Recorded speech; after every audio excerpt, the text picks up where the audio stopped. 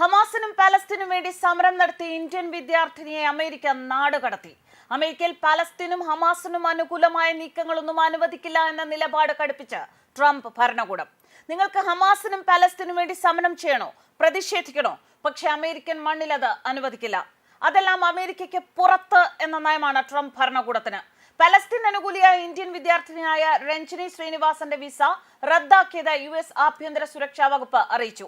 US Colombia സർവകലാശാലയിൽ പഠിക്കുന്ന ഇവരെ തുടർന്ന് നാടുകടത്തിയതായും US ആഭ്യന്തര സുരക്ഷാ വകുപ്പ് അറിയിച്ചിരിക്കുന്നു.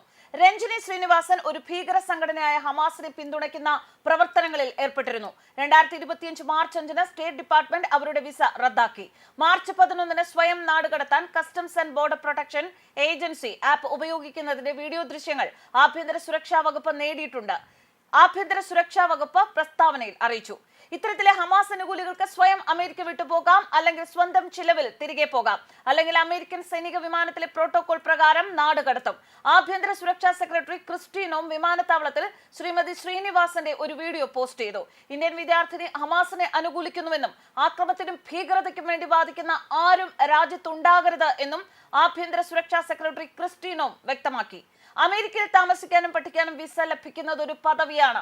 നിങ്ങൾ ആക്രമണത്തിനും ഭീകരതയ്ക്കും വേണ്ടി വാദിക്കുമ്പോൾ ആ പദവി അമേരിക്ക റദ്ദാക്കും. പഠിക്കാനും ജോലി ചെയ്യാനും വന്നവർ അമേരിക്കയുടെ സുരക്ഷയെ ബാധിക്കുന്ന വിധത്തിൽ ഇടപെട്ടാൽ തിരിച്ചയക്കും. ഇത്തരം ഭീകരവാദ അനുകൂലികൾ ഈ രാജ്യത്ത് ഉണ്ടാകരുത്. കൊളംബിയ യൂണിവേഴ്സിറ്റിയിലെ തീവ്രവാദ അനുഭാവികളിൽ ഒരാൾ സ്വയം നാടുകടത്താൻ CBP ഹോം ആപ്പ് ഉപയോഗിക്കുന്നത് കാണുന്നതിൽ എനിക്ക് സന്തോഷമുണ്ട് എന്നും US ആഭ്യന്തര സുരക്ഷാ സെക്രട്ടറി ക്രിസ്റ്റി നോം വ്യക്തമാക്കി. കൊളംബിയ സർവകലാശാലയിൽ നഗര ആസൂത്രണത്തിൽ ഡോക്ടറൽ വിദ്യാർത്ഥിയായിരുന്നു ശ്രീമതി ശ്രീനിവാസൻ.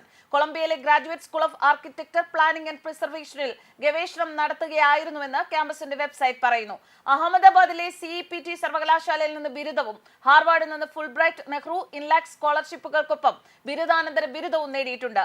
അതിനുശേഷം അമേരിക്കയിൽ സ്ഥിരതാമസം ലക്ഷ്യമാക്കിയായിരുന്നു രഞ്ജിനി വിമാനം കയറിയത്.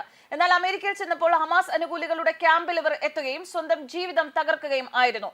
അമേരിക്കയിൽ ഹമാസിനെ അനുകൂലിക്കുന്ന മുഴുവൻ ആളുകളുടെയും അവസ്ഥ ഇതായിരിക്കുമെന്നും ശക്തമായ മുന്നറിയിപ്പാണ് ഈ കടുത്ത നടപടി. ഇസ്രായേൽ ഹമാസ് യുദ്ധത്തിനിടയിൽ പാലസ്തീനെ പിന്തുണച്ചുള്ള വിദ്യാർത്ഥി പ്രതിഷേധങ്ങളിൽ രഞ്ജിനിയുടെ കൊളംബിയ സർവകലാശാല വേദിയായിരുന്നു. ക്യാമ്പസിൽ പലസ്തീൻ അനുകൂല പ്രതിഷേധങ്ങളുടെ മുൻപന്തിയിൽ നിന്നിരുന്ന പലസ്തീൻ വംശജനായ മുൻ കൊളംബിയ വിദ്യാർത്ഥി മെഹമ്മൂദ് ഖലീലിനെ US അധികൃതർ അറസ്റ്റ് ചെയ്ത് ജയിലിൽ ഇട്ടിരിക്കുകയാണ്. ഹമാസ് അമേരിക്കയിൽ ഭീകര സംഘടനയായി പ്രഖ്യാപിച്ചിട്ടുള്ളതാണ്. ഹമാസിനെ അനുകൂലിക്കുന്നവരെ ഭീകരന്മാരായി അമേരിക്ക ട്രീറ്റ് ചെയ്യുന്നതും ഇതേ കാരണത്താലാണ്. ഇതിനിടെ നോർത്തേൺ കൊളംബിയ യൂണിവേഴ്സിറ്റി വിദ്യാർത്ഥിനിയായ ഹമാസ് അനുകൂലി ലേഖ കോടിയയെ വിദ്യാർത്ഥി വിസ കാലാവധി കഴിഞ്ഞിട്ടും അവിടെ താമസിച്ചതിന് ഒരു ഇമിഗ്രേഷൻ ഉദ്യോഗസ്ഥൻ അറസ്റ്റ് ചെയ്തു. ന്യൂയോർക്കിൽ പലസ്തീൻ അനുകൂല പ്രതിഷേധങ്ങളിൽ പങ്കെടുത്തതിന് കഴിഞ്ഞ വർഷം അവരെ അറസ്റ്റ് ചെയ്തിരുന്നു. ഡെപ്യൂട്ടി അറ്റോർണി ജനറൽ ട്രോഡ് ബ്ലാഞ്ചെ പറയുന്നതനുസരിച്ച് കൊളംബിയ അവരുടെ ക്യാമ്പസിൽ നിയമവിരുദ്ധരായ വിദേശികളെ താമസിപ്പിക്കുകയും ഒളിപ്പിക്കുകയും ചെയ്യുന്നത് തടയും. ഇത് നീതിന്യായ വകുപ്പും ഹോംലാൻഡ് സെക്യൂരിറ്റിയും അന്വേഷിക്കുന്നുണ്ട് എന്നും വ്യക്തമാക്കിയിരിക്കുകയാണ്. News desk കർബാനൂസ്.